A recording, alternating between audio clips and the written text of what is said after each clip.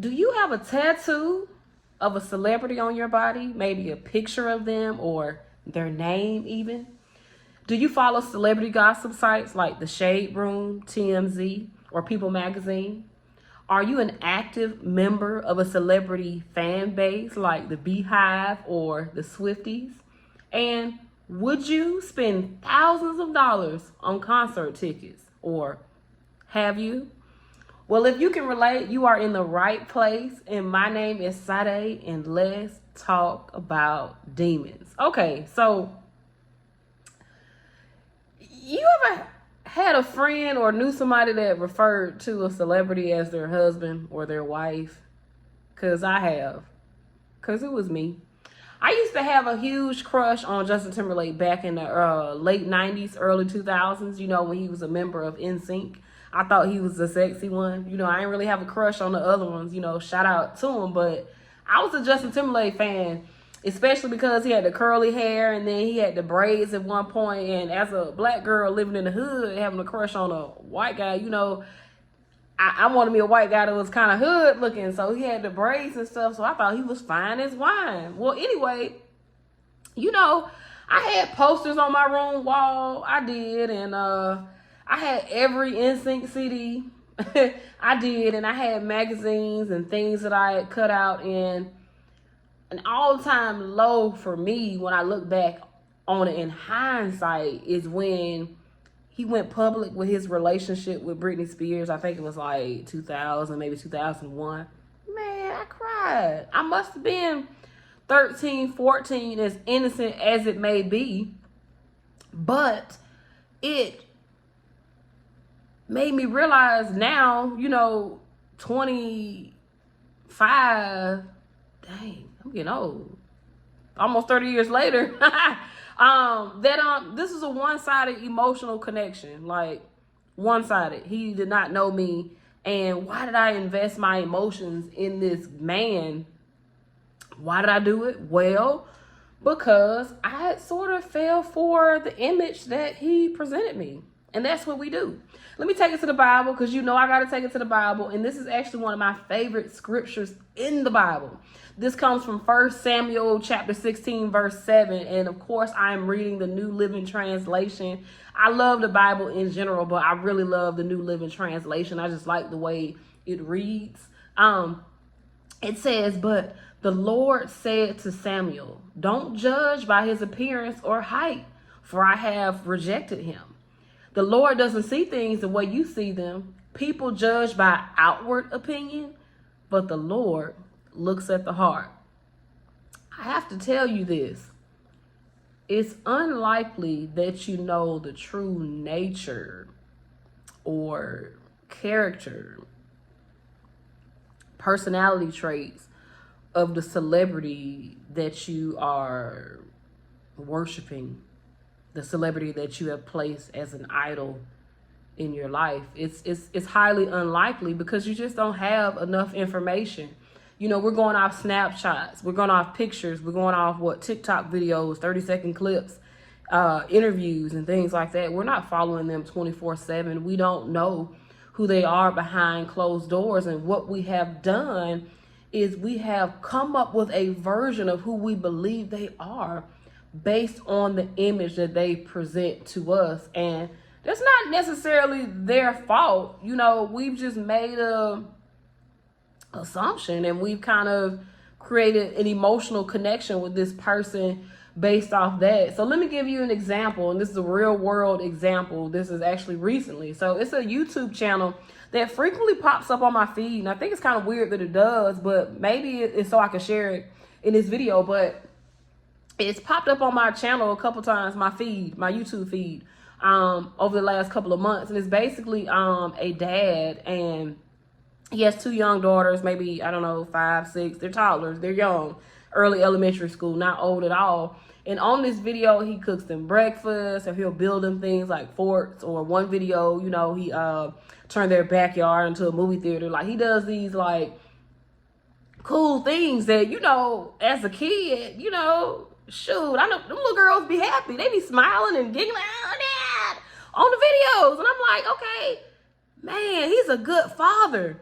And so one day I'm finally about to break down recently, and I'm like, let me follow this dude. And then here comes the Holy Spirit, because you know the Holy Spirit, you know, it's going to be that little voice in your head that's trying to, you know, get some truth into you. And that voice says, well, how do you know he's a good father? And I'm thinking to myself, you know, well, duh. You know, he on here building forts and, you know, making Christmas trees out of candy, because he did something like that a couple months ago for his kids. He gotta be a good father. These girls on here giggling, they living it up. And as I'm thinking these sarcastic thoughts, this voice comes in my head again, and it's like, well, you've gathered all that information from these 3-minute videos he posts on YouTube. And I had to really think about it. I don't have enough information to accurately assess who he is as a person. I don't. He appears to be a great father on camera, but how do I know when the camera isn't rolling he isn't abusive to his daughters? How do I know whether or not he displays empathy? How do I know if he even wants to spend time with them if a camera isn't involved? Now, I'm not saying this is the case, but what I am saying is I did not have enough information to say to really know for a fact that he's a good father. I'm not in his home. I can only make an assumption. And that's how we should assess celebrities. You know, we don't know them for real. We only know the image. If you are a parent of a small child, or if you know a small child, maybe you have a younger sibling or something, you know, how would you feel if your favorite celebrity revealed that they molested a child around the same age? How would you feel about that? If you are a father and you have a daughter, how would you feel if your favorite basketball player raped a teenage girl this past weekend? What if that was a big news story in a couple days? How would you feel? If you are a wife, or you have a boyfriend or girlfriend, whatever the case, how would you feel if it was revealed that your favorite rapper is abusive to his girlfriend, his wife, his daughter, you know, physically abusive, his mom even? Now, these are like worst case scenarios, but basically what I'm saying is you would know anyway, based off the image they present you, you would know these things were a fact. How many times do we turn on the news and we find out somebody that was of status, you know, in our society has done something cruel, such as raped someone, or, you know, just been abusive in general? How often do we see this? But what about the celebrities that you don't care for? Because yeah, we form positive opinions about people, but we form negative opinions about people as well. Oh, you know, every time they do an interview, they seem to have a bad attitude, or every time you see her out in the public, she seems to be nasty towards her fans. How do you know that they don't have bad anxiety or things like that? Even with those negative assumptions we make, we still don't have enough information to truly come up with anything. And so last, because it's always an exception to a rule now, God has given us all gifts, individual gifts. You know, he talks about it in the Bible.